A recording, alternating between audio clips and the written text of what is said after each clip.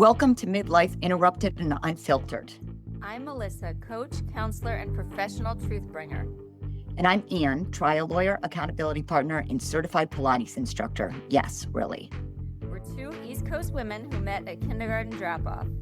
And 15 years later decided midlife needed a megaphone, not a mute button. So we're here to interrupt the negative narratives and share the unfiltered truth about reinvention, perimenopause, and everything in between. Just real talk. Let's go. So today we're talking about something that can feel a little loaded. That's spirituality, but not the incense cloud, the universe is testing you, buy this crystal and change your life version, something different. Yes, this episode is for women or men or anyone who want meaning, depth, and maybe even a sense of peace, but do not want to be told to raise their vibration before coffee. Exactly. So welcome to episode 19. We're calling this one spiritual, but make it real, finding meaning without the woo-woo. Because somewhere along the way, a lot of us realized we were craving something deeper. Not necessarily religion, not necessarily dogma, and definitely not a 14-step moon ritual on a Tuesday night. For real. We're all just looking for something real, something that helps us feel grounded, connected, and less like we're white-knuckling our way through midlife. Yes, since we like to bring all the big midlife questions to all of you, we're going to add this one. What does spirituality even mean, and why does it matter? I think, first of all, it matters because we're all human. And now, in midlife, that often strips away those old scripts, the roles that used to define us, like mother or achiever, partner, caretaker, fixer. And everything kind of starts to feel tighter, thinner, and less true, which I think leaves us seeking more. Yep. And today, we're talking about what spirituality can look like when you're a grown woman with responsibilities, a full calendar, maybe some heartbreak, maybe some healing, and absolutely zero patience for nonsense. Okay, so let's start here. What do we even mean by, quote, spiritual, close quote? Because spirituality is one of those words that can mean everything, but it can also mean nothing. And for some women, it's a beautiful word. For others, it comes with baggage. Religious baggage, family baggage, cultural baggage, manipulative wellness industry baggage. Which, to be fair, is not at all helpful if what you actually need is boundaries. And honestly, for some of us, it just sounds suspicious. Like somebody's about to tell us our anxieties because Mercury is in retrograde and we're blocked from all our abundance. Which, to be fair, is not helpful if what you actually need is boundaries, rest, or a therapist. So let's make this simple.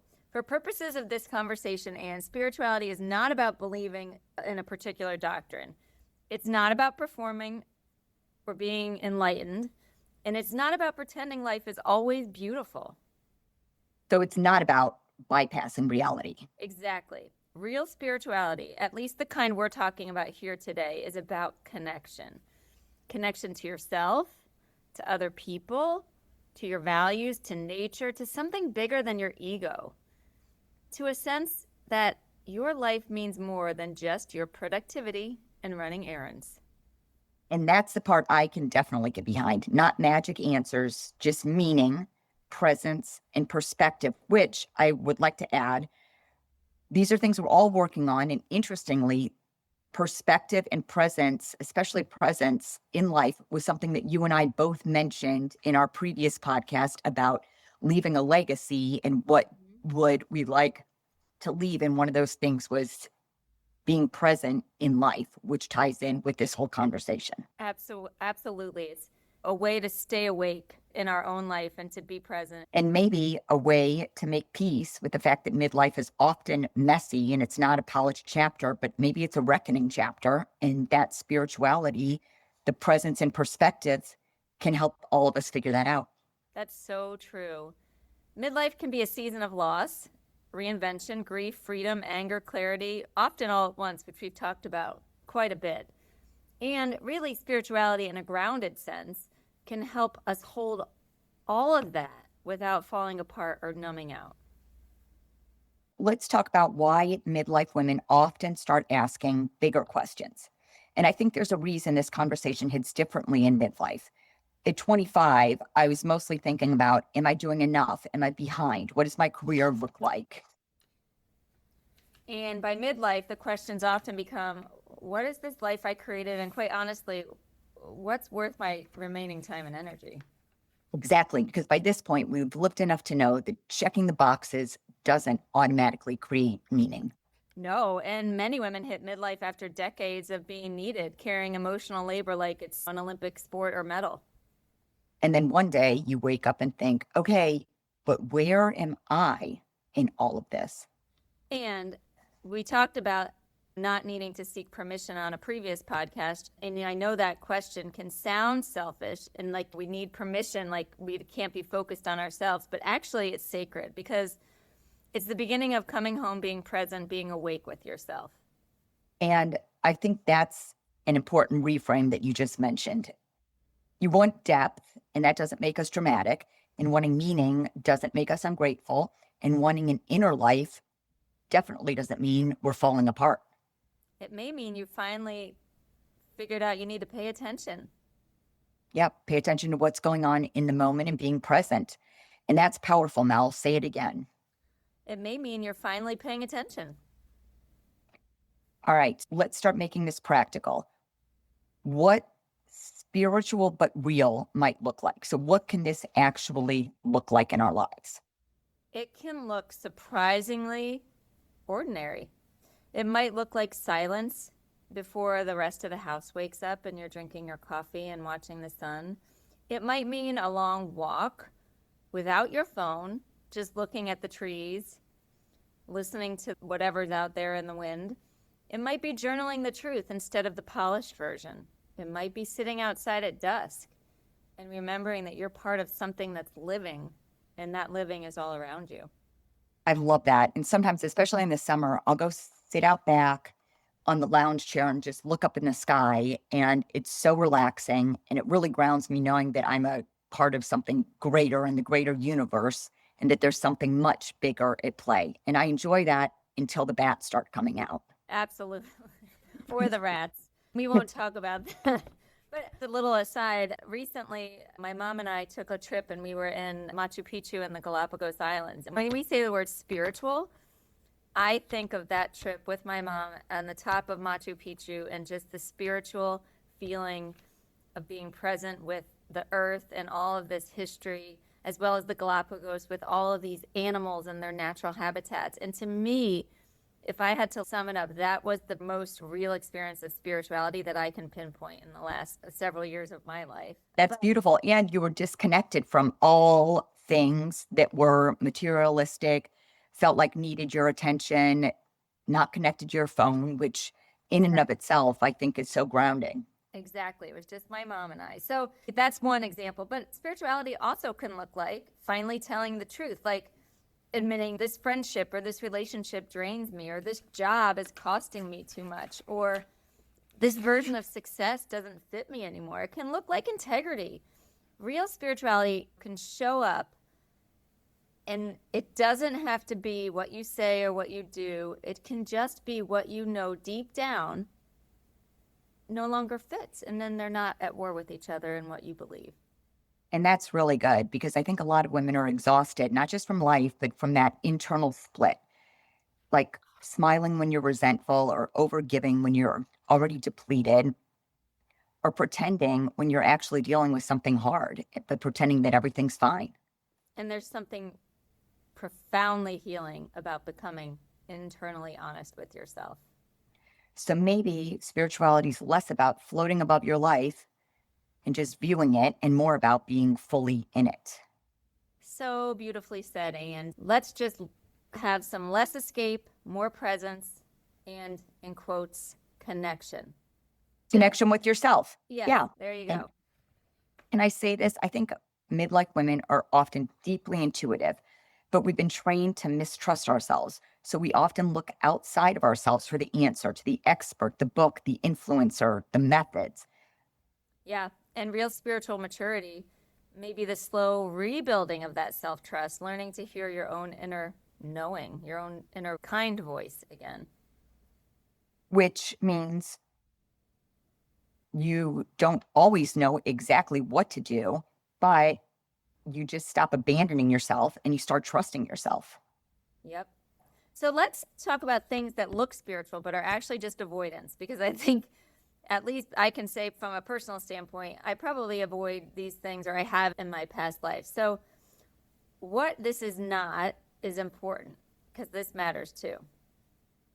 Yeah, because sometimes what gets labeled as spiritual is actually just avoidance in some type of flowy outfit. Absolutely. And if your version of spirituality asks you to deny your anger, or suppress your grief, or stay unhealthy, or stay in unhealthy situations, or explain away pain instead of addressing it, that's not wisdom. That's disconnection from yourself.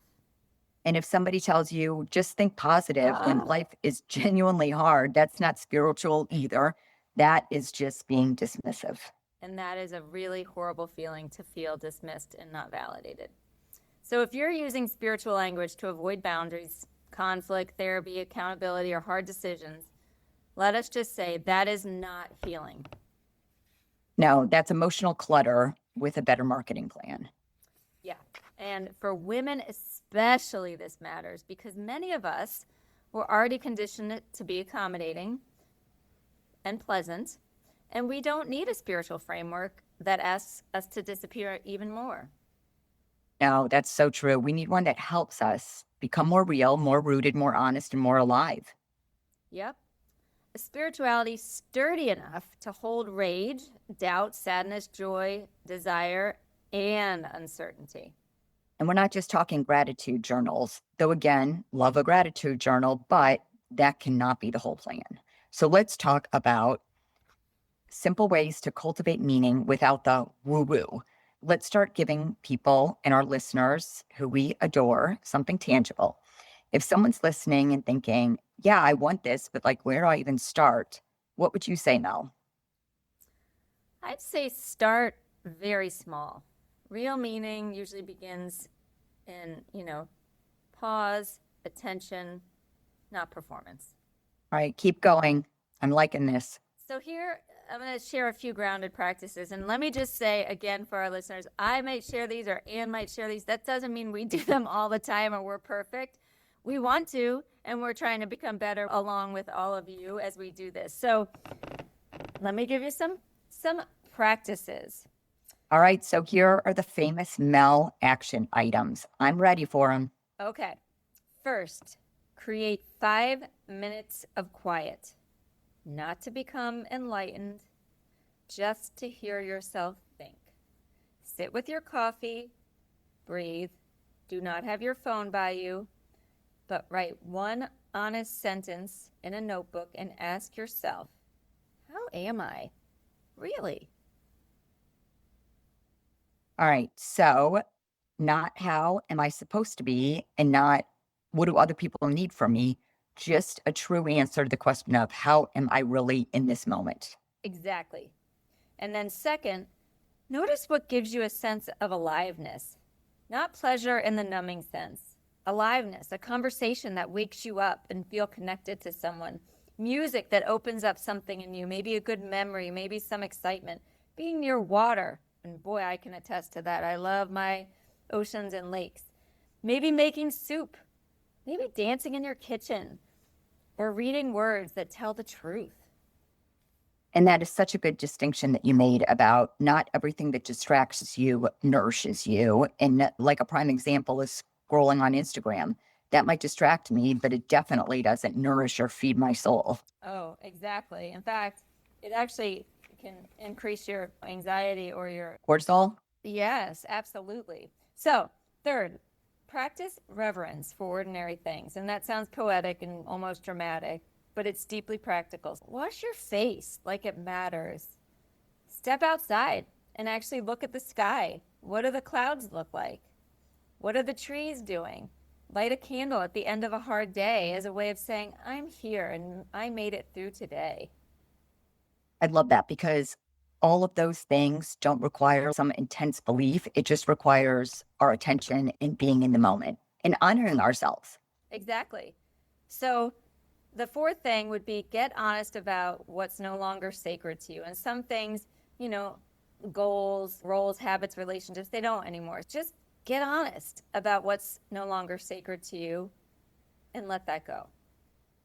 So, translation, stop treating everything like it deserves equal access to your time and energy, right? Yes, yes, yes. And fifth, find spaces where truth is welcome. And that's a big one. Find spaces where truth is welcome. Maybe that's therapy. Maybe it's coffee or a meeting with a wise friend. Maybe it's a women's circle or a book club that isn't trying too hard, where you can just be yourself. Maybe it's your journal. Maybe it's in a house of prayer. Maybe it's prayer. Maybe it's walking alone or snuggling your dog. It can be anything. And maybe it's just one place in your life where you don't have to perform. And that alone can feel holy. Let's talk about what meaning actually feels like. Now, talking about meaning, and we're going to talk about this because I think people imagine this as some giant epiphany, like a booming voice from the heavens coming down. And usually it's much quieter than that, right? Yeah, sometimes meaning feels like relief, like finally telling yourself the truth. Sometimes it feels just like a peace or a calm. And sometimes it feels like less internal divide or less internal fighting with yourself. And sometimes meaning is found in care, right? Showing up for someone that you love, surviving something hard and becoming more compassionate, choosing not to betray yourself anymore. Or meaning might show up in realizing that your life does not need to be impressive to others to be meaningful. That one lands deep, Anne. Because I think so many of us and so many women were taught to measure ourselves by youthfulness, usefulness, beauty, achievement, likability. But meaning's different. And meaning is, does something feel true to your internal moral compass? And does this connect me to what matters? And does this make me more fully myself? Yes. And I think midlife can be that exact right time to ask those questions. And not because it's late or too late, but because you're wise and you finally know enough to ask them and answer them honestly. So for the women out there who feels disconnected right now, for those of you listening, if you feel disconnected, maybe numb, maybe cynical, maybe tired, maybe spiritually allergic, whatever the word is, I like that. I want to say that doesn't mean something is wrong with you. Rather, it may mean you've been carrying too much baggage for too long, right, Mel? Yes, or that you're living too far away from yourself. That you're just surviving.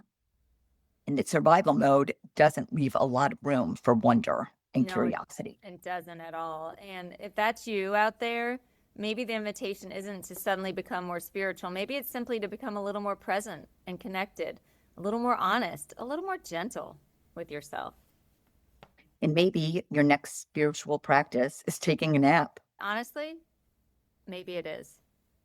Or maybe that spiritual practice is saying no to something that doesn't align with you and you really don't want to do, or asking for help, or turning off all the noise for 10 minutes, or noticing that you are a person and not just a function to others.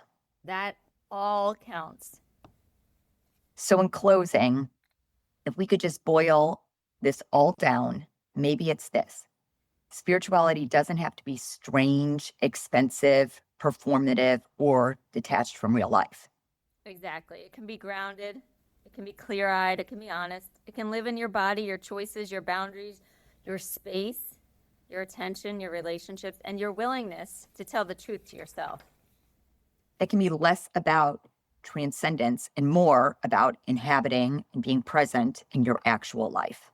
And for women in midlife, that may be one of the deepest forms of meaning there is. But I also want to say it's not just women in midlife, it's women and men in all phases of life. This is something that we all can work on. And it's never too early to start, nor too late to start. And we're talking about not becoming somebody else. You're wonderful just how you are. We're not talking about ascending into perfection. We're just talking about coming home to yourself. That's beautiful. And maybe that's enough. And maybe that's more than enough. So if you want, take 5 quiet minutes today and ask yourself, what feels true for me right now? What am I hungry for? What no longer fits? And you don't have to have all the answers, but just begin there. And next week, I want to add that we have a special guest that we're going to dig more into spirituality and what it means. And it's going to be our first male guest. So get ready, everyone. I'm so excited. And having these guests has been so fun. I've really enjoyed it. Yes, love it. I'm excited. Thanks for joining us on Midlife Interrupted and Unfiltered. If this episode hit home, share it with a friend who needs to hear it. And subscribe so we can keep interrupting your week with real talk, Find us on Instagram at the.interruption. where we're continuing the conversation and building this community together. Until next time, keep interrupting the narratives. And stay unfiltered. See See you next week.